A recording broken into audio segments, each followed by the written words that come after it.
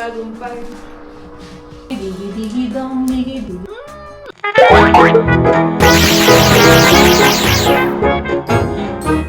What's up amigos? It's me, Ken Possible Ginistunian. So welcome back to my YouTube channel. Alam niyo bang gabi na? Medyo late na. Pero dito hindi pa ito late. Nagdi-dinner pa lang ang mga Espanyola. And ngayon pa lang ako nag-uumpisa ng vlog. Ganito talaga dito sa channel na to. Kung kailan maisipang mag-umpisa ng vlog. Anyway, at kung nagtataka kayo kung ano tong puti dito, yan ay toothpaste. Kasi kaninang lunch, nag-crave ako sa fried chicken. Napilantikan ako ng mantika. As in, buong damit ko may mga may mga talsik. Anong pilantik? Ano yung pilik? Ito, dito kanina mahapdi. Anyway, lumabas ako bumili nga ako ng ingredients para sa aking recipe. Pero walang food coloring doon. Kasi gusto ko sana gumawa ng sapin-sapin. Food coloring ang kulang, tapos powdered milk. Wala natin silang powdered milk dito. Anyway, dahil dyan, ang gagawin ko na lang ay espasol. Let's do it. Let's start the espasol. So sabi, iba-brown natin pang glutinous rice, ha? First time kong gagawin to, and yeah, sana magtagumpay tayo lahat sa buhay. Gata, ang kailangan, 2 cups ng glutinous rice. Tapos, evaporated milk, ang ano nila, wait lang, baka masunog. So, yun, evaporated milk daw, pero ito ang gagamitin ko. Medyo kalasa naman siya ng evaporated milk. Kasi, yung evap dito ay parang maalat-alat. Kakaiba. So, parang ito ang naano kong close sa lasa ng evap. Naiinis ako kasi konting maling galaw, kumakalat siya. Ayoko nang makalat. Yeah. Okay, this is done. So, okay lang. Ay, Diyos ko. Una at huling gawa ko na ito ng espasol. Ay, ito na yung mixture ko ng isasalin ko siya dito. Let's halo. Hindi ko alam kung napatamis ba yung mixture ko, but let's see. Wala, parang kulang. Parang sakto lang naman. Oh! Ba't yata ginagano-gano? Parang pancake. Gano'n. Yay! I made it! Glossy na siya. Akala ko hindi ko ma-achieve ang sabi nilang dapat glossy na daw siya. Like, parang siyang kalamay. Oh, pero ang tagal kong hinalo. Ay, nagtagumpay ako, I think. Ngayon, ilalagay ko na siya dito sa tray. At dahil mainit-init pa, sabi, ay, talagang nag-glossy siya. Okay, wala siya kalamay. Tinikman ko siya ng konti, and masarap. Wala akong mold. Dito ko na lang siya ilalagay. Ano, pati siya nakalat. I think kulang ng gata. Pero nagmantika naman siya. Pero, carry na yan. Ay! Hindi siya smooth. Tadaan! So, dun sa gawa nila, smooth ang ibabaw. Yun sa akin, bakit gano'n? Or baka hindi ako marunong magpantay. I don't know. Pero I think masarap siya kasi nag-try naman ako ng konti. Yung lasa is okay. Next time, ipa-perfect natin. Huwag yun ako husgahan. First time ko yan eh. Okay, so, hihintayin ko lang itong lumamig. Maliligo na muna ako para after ko maligo, siguro naman malamig na siya. Nakaligo na ako. I'm feeling fresh. Hiwain na natin. Yay! Okay, tignan natin ang isa. Espasol, sa oras ng 12 na. I think, siguro, I think, kulang pa siya sa gata at gatas kasi sobrang lambot ng espasol dun sa labon. Good. Kasi pagkatapos mong kumain.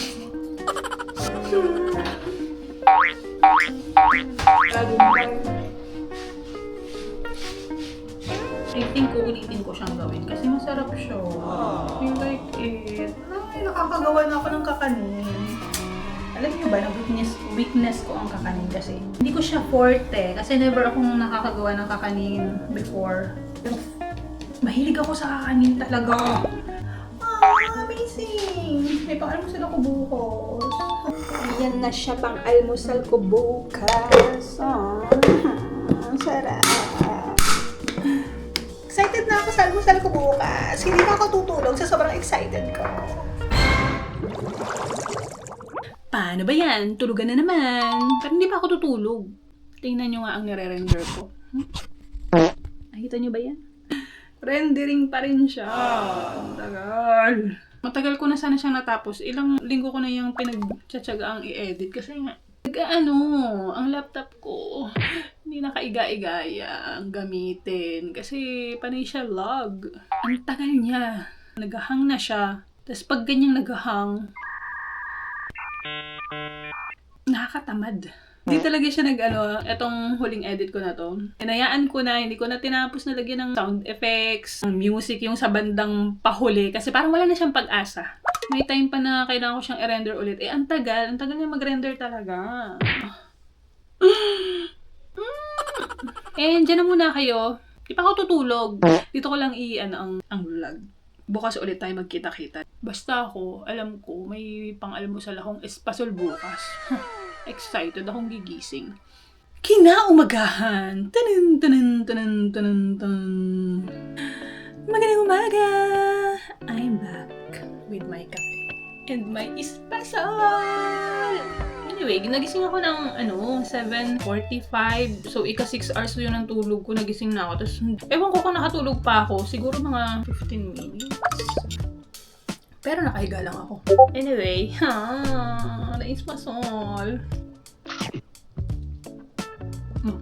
Favorite ko kaya to. Ano kaya pag yung meron kasi isang recipe, condensed milk yung nilagay niya. Siguro masarap. Siguro mas masarap yun. But, I don't know.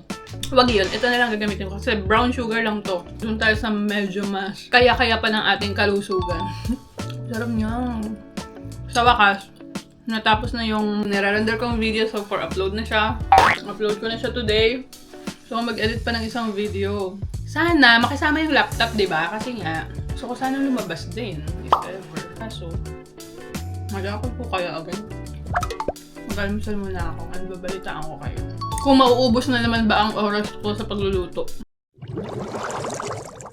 Okay, so nakapag-upload naman ako ng 2 video sa YouTube and isang video sa Instagram. Try ko mag-edit ng video ulit. Ay, feeling ko hindi ko matatapos ngayon. Sana matapos, pero feeling ko hindi. Ang hirap pag ganun, na kahit gusto kong tapusin yung video, naghahang siya, so wala akong magagawa kundi hintayin na umayos. Pag naman na-restart ko, mawawala ang save. I don't know kung ano gagawin. So let's see, babalitaan ko kayo kung may matatapos ako today. Yun nga, ganito na naman ang nangyari, nakakainis. Kailangan ko na naman siyang i-render, ang tagal nga. Ayan, naka-red na naman ang line, dapat green yan. 36 minutes. Ilang hours ko na naman yan hihintayin. So, kakain na siguro muna ako kaysa wala na namang mangyayari, wala naman akong magagawa sa buhay ko. Let's fry the chicken. Tama kasi yung so, ipiprito ko na itong 2. Yung 2 na, para bukas iinit ko na lang yung chicken.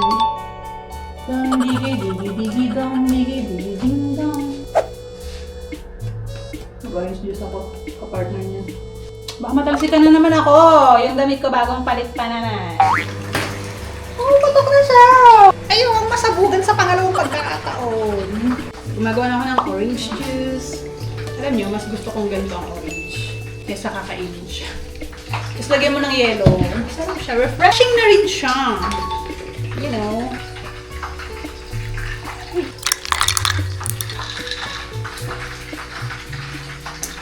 So refreshing! That's it! Sausawan. Lemon and toyo. Pero yung crispy siya ha. Skin.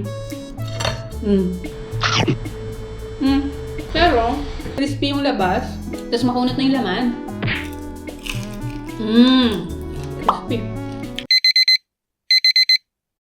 Ako'y umidlip. Kasi inuntok ako. Alam niyo ba? Noong Friday, this week, bago mag-Sabado, sabi ko mag-umpisa na ako mag-workout. Pero walang naumpisahan. Anong magagawa ng marupok kong katawan? Bukas ng umaga, let's try. So, let's see kung mag-walk tayo later, alas 8. Ang pa lang naman, 5:37. Diba sabi ko lalabas dapat ako ng 8 maglakad-lakad. Pero alam nyo, medyo makulimlim. Pero kanina, sobrang init dun sa weather warning. That's the view. Nilabas ko muna, pinahinga ko ng kaunti ang aking mga cactus. Kasi kawawa naman sila sa loob ng kwarto. Alam nyo, magluluto na lang ako ng pansit. Kaysa walang mangyari sa buhay ko today. Kasi nga, yung dinadala ko. Alhan dyan ko. I-motivate niyo ako mag-workout. Bukas na lang sigurong umaga kung umpisa ng workout, no? So ngayon, magluto ng pansit. Para bukas hindi masasayang ang oras ko. Or siguro mag-edit na lang ako bukas. Kasi nga hanggang ngayon, hindi pa tapos yung nire-render kong video. Hindi ko nalalagyan ng karne ang aking pansit. Just gulay and sabaw nitong... Ito ay balat ng hipon. Ito yung pampalasa ko. Okay ka ba yung repolyo ko lang? Ilang linggo na kasi itong repolyo dito. Ay, pwede pa. Sakto pa. Naalala ko, may mushrooms pala ako. So, ito na lang ihalo ko. Mushrooms tsaka repolyo. Tapos carrots. Pinapakuluan ko na ang ating sabaw sa pansit. Diba? Diba malaking pakinabang sa mga balat ng hipon? Oh, kulo na! Tapos na. Pero yung pansit na nabili ko, hindi siya yung magandang pansit. Ano niya? Hindi siya para sa pansit bihon. Isa no! So ngayon, malabsak siya, pero kakain pa rin ako. Gutom ako.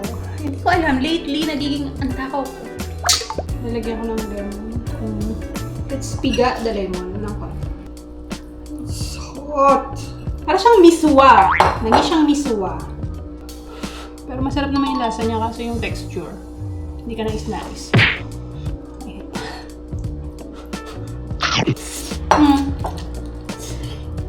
Parang nga siya talagang miswa. Na malalaking hibla. Kasi nagdikit-dikit. Anyway, masarap naman. Hi! Dito na magtatapos ang lahat.